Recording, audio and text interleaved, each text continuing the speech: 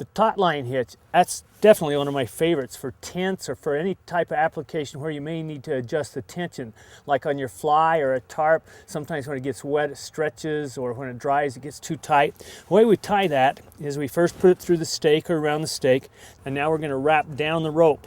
You notice how I'm tying under itself, going down the rope. We're going to make these loops or these wraps pretty tight. You notice how I'm lifting and pulling them up. I'm going to do at least 3, in this case because it's a bigger rope, I'm going to go 4 wraps.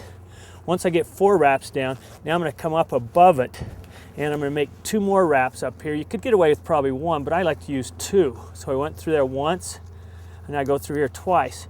Now, on this type of knot, dressing the knot is very, very critical to make it work good. And you notice what we've got is a big friction knot now. If we need to tighten it, we grab it, we pull it up there, and we can actually get it pretty doggone tight to hold that tarp, and it holds pretty snug. If you notice there, it's just an adjustable hitch. The Taut-line hitch.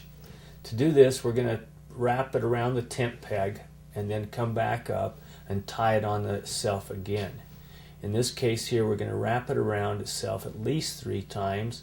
You could even do 4 if you needed to. The idea is to get these nice and snug.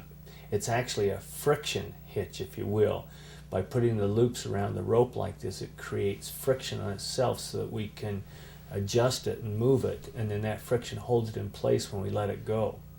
Now dress this down really good so that you have a good surface contact to the other rope that is sliding on. Notice how we adjust it, and then when it gets pulled back, notice how it locks on because of the friction. And actually the friction increases because as we pull it, it makes the knot tighten down even more, and it allows us to adjust it to any length we want and then leave it in place, and it'll stay there until we come and adjust it again.